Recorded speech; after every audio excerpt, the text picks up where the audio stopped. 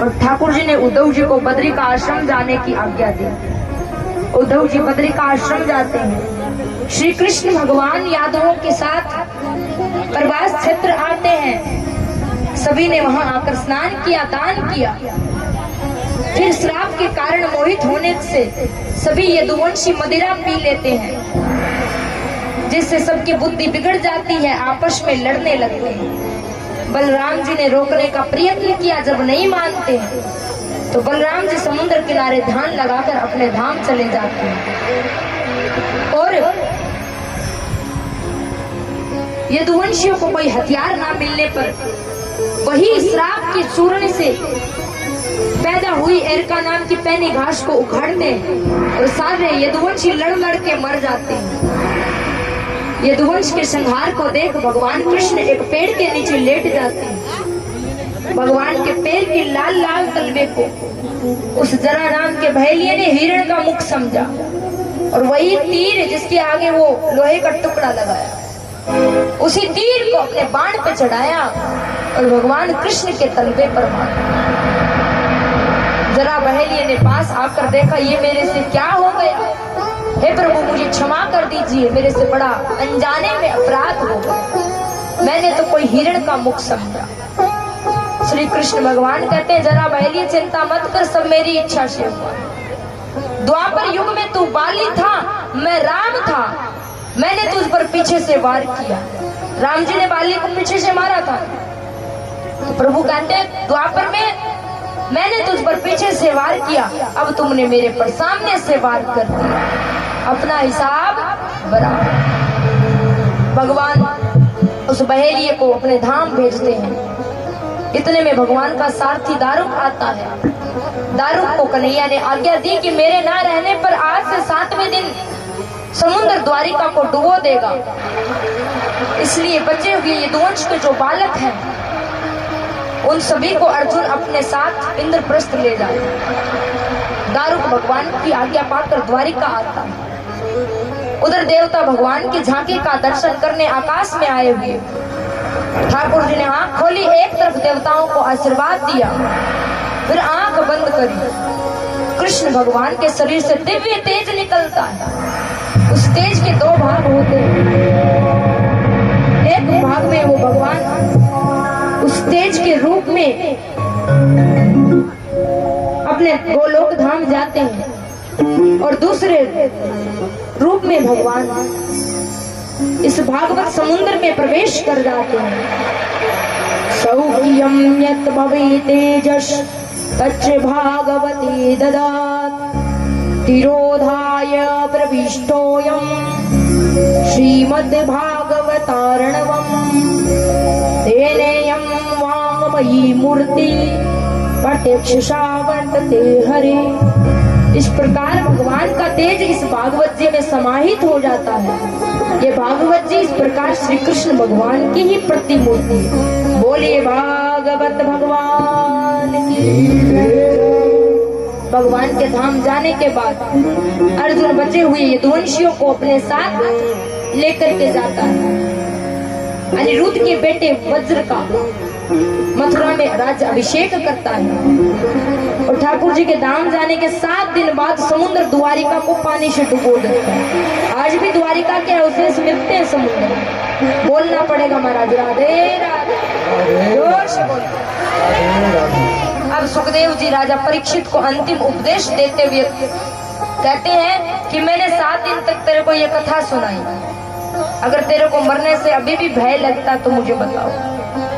परीक्षित जी हाथ जोड़कर कहते हैं, गुरुजी आपने कृपा करके 7 दिन तक ये कथा सुनाई, मुझे भगवान का दर्शन हुआ, मुझे मृत्यु का कोई भय नहीं है। सुखदेव जी महाराज का राजा परीक्षित जी पूजन करते हैं, उनकी विदाई करते हैं। सुखदेव जी वहां से चले जाते हैं। राजा परीक्षित सब गंगा के किनारे बैठते हैं। ब्राह्मण वेश में तक्षक आता है, राजा परीक्षित के शरीर को डसता है। परीक्षित का शरीर जलकर भस्म हो गया। इस प्रकार राजा परीक्षित भगवान के धाम चले जाते हैं। उधर परीक्षित के बेटे जन्मजय को पता लगता है कि तक्षक नाग ने मेरे पिता को डस लिया। तो वो सांपों को मारने के लिए सर्प यज्ञ करते हैं। गुरु बृहस्पति ने समझा करके परीक्षित से सर्प यज्ञ बंद करवाया।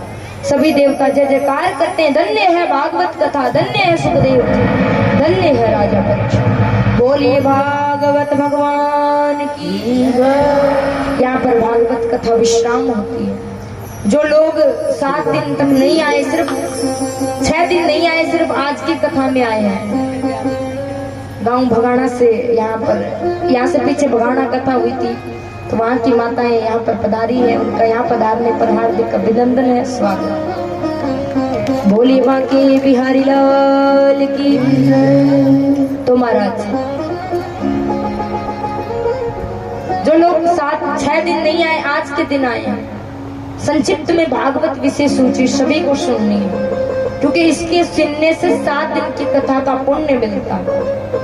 श्रीमद् भागवत महापुराण की रचना वेद व्यास जी ने करी। 12 स्कंद, 335 अध्याय और 18,000 श्लोक भागवत जी में। 12 स्कंदों में पहले स्कंद को अधिकारी कहते हैं, जिसमें द्रौपदी स्तुति, कुंती स्तुति, भीष्म स्तुति का वर्णन है। राजा परीक्षित के जन्म की कथा, पांडवों के स्वर्गारोहण एवं इसी स्कंद में राजा परीक्षित को श्रृंगी ऋषि के श्राप एवं परीक्षित का गंगा तट पर अनशन लगाकर बैठना, सुखदेव महाराज के आगमन की कथाओं का वर्णन है। दूसरे स्कंद को साधन कहते हैं, जिसमें 10 अध्याय हैं।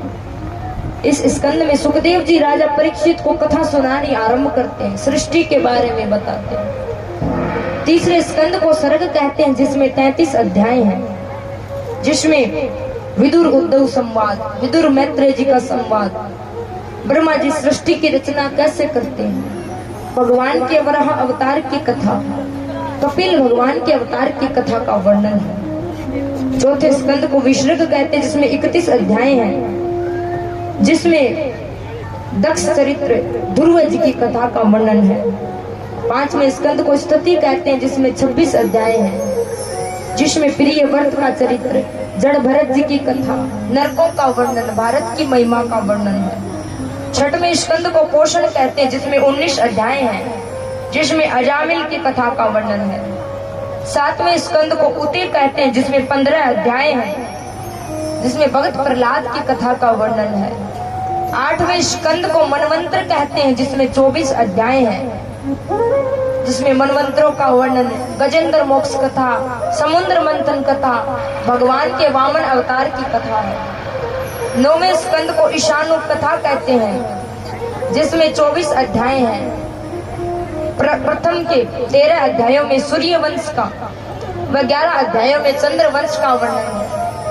10वें स्कंद को निरोध कहते हैं, जिसमें 90 अध्याय हैं, जिसमें भगवान की वृंदावन लीला, मथुरा एवं द्वारिका लीला का वर्णन है।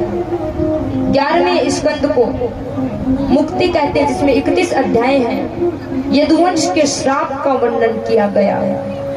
12वें स्कंद को आश्रय कहते हैं, जिसमें 13 अध्याय हैं, जिसमें सुखदेव जी द्वारा राजा परीक्षित को अंतिम उपदेश जन्मजय द्वारा श्रप यज्ञ का वर्णन किया गया।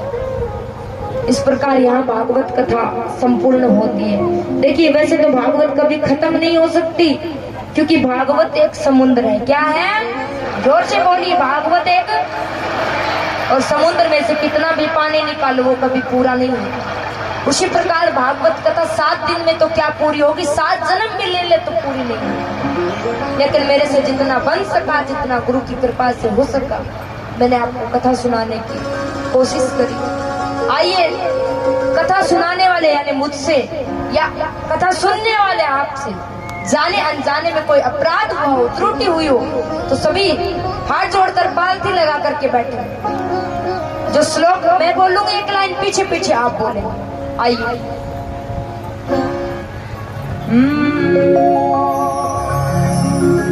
नाम संकीर्तनम यस्य, नाम संकीर्तनम यस्य, नाम संकीर्तनम यस्य, नाम संकीर्तनम यस्य, सर्व पाप प्रणाशनम, सर्व पाप प्रणाशनम प्रणामो दुःख समनस्तम प्रणामो दुःख समनस्तम प्रणामो दुःख समनस्तम प्रणामो दुःख समनस्तम नमामि हरिं परम नमामि हरिं परम नमामि हरिं परम नमामि हरिं परम कृष्णाय वासुदेवाय कृष्णाय वासुदेवाय हरये परमात्मने हरे परमात्मने प्रणतक्लेशनाशाय प्रणतक्लेशनाशाय गोविन्दाय नमो नमः गोविन्दाय नमो नमः गोविन्दाय नमो नमः गोविन्दाय नमो नमः ॐ हर्ये नमः हरे नमः ॐ हर्ये नमः ॐ हरे नमः ॐ हर्ये नमः बोलिए भागवत भगवान की भगवान कृष्ण की गौ माता की कृपा से बड़ा ही सुंदर और भव्य दूसरी बार ये कथा निर्विघ्न संपन्न हुई। देखिए कथा वैसे तो करने वाला कराने वाला भगवान है, तो इन गौ माता की कृपा से कृष्ण कन्हैया लाल की कृपा से ये कथा हुई। तो एक बार हाथ जोड़कर तहे दिल से गौ माता और भगवान का धन्यवाद कीजिए कि उनकी कृपा से ऐसी कथा हुई और इस गांव में ऐसी कथाएं होती रहे बारंबार। बोलिए गौ माता की कृष्ण कन्हैया लाल की। दूसरा धन्यवाद करिए परम पूज्य स्वामी श्री महामंडलेश्वर पूज्य दर्शन गिरी जी महाराज। देखिए पूज्य महाराज श्री जी आप लोगों के बीच पड़े पले बड़े हुए हैं, आप ही के बीच खेले हैं, गैया चराई है, भैंस चराई है, आप ही के बीच बड़े होकर के फर्क ये कि वो संत बन गए। देखिए संत का जीवन सबके लिए होता है। कई लोगों की सोच ऐसी होती है कि लोग कुछ पढ़ना लिखना जिसको नहीं होता कुछ नहीं बाबा बन जाओ, किंतु हमारे महाराज श्री जी के लिए बात लागू नहीं होती। पूज्य महामंडलेश्वर स्वामी दर्शन गिरी महाराज शायद उन्होंने कितनी पढ़ाई कर रखी है? MBA की पढ़ाई कर रखी। वो चाहते तो आज करोड़ों का बिजनेस कर सकते, किंतु उन्होंने वो सब चीजें ठुकराई और भक्ति की राह, ये संत की राह, गौ माता की सेवा की राह अपनाई। एक बार पूज्य दर्शन गिरी महाराज के लिए जोरदार ताली बजाएं। उन्हीं के अथक प्रयास से दूसरी बार ये कथा हुई। एक बार ताली मेरे पूज्य गुरुदेव महंत श्री विकास गिरी जी महाराज के लिए बजा दें, क्योंकि आपको लग रहा आपको कथा गोशिका गिरी सुना रही है, किंतु ये गोशिका गिरी कथा नहीं सुना रही। मेरे को तो कथा का कह भी नहीं पता। आज जो भी हूँ आपके समक्ष पूज्य गुरु की ही कृपा है, क्योंकि इस नाचीज को इस लायक बना दिया कि आज इतने लोगों के सामने भगवान की कथा सुना रही है। इतना दिया गुरुदेव ने जितनी मेरी औकात नहीं, इतना दिया गुरुदेव ने जितनी मेरी औकात नहीं। ये तो कृपा है मेरे गुरु की, वरना मुझ में कोई बात नहीं। ये मेरे गुरु की कृपा। एक बार ताली यहाँ पर आने वाले समस्त भक्तजन जिन्होंने तन मन धन से अपनी सेवा अर्पित करी है, सभी के लिए बधाई, क्योंकि किसी ने तन से की है कि आप लोगों ने मन लगा के कथा सुनी है। अब तन से भंडारे में भी तो सेवा करोगे, और किसी ने धन देकर गौशाला में सेवा करी है। और मेरा निवेदन है आप ऐसे ही गौशाला में, ये नहीं आज कथा हो गई तो दान की भी समाप्ति नहीं, अपना सहयोग बारंबार ऐसे ही गौशाला में देते रहिए और कोशिश करिए कि अगली बार तक यहाँ पर सेट बन जाए। एक बार सभी दानदाताओं को निकाल हमारे समक्ष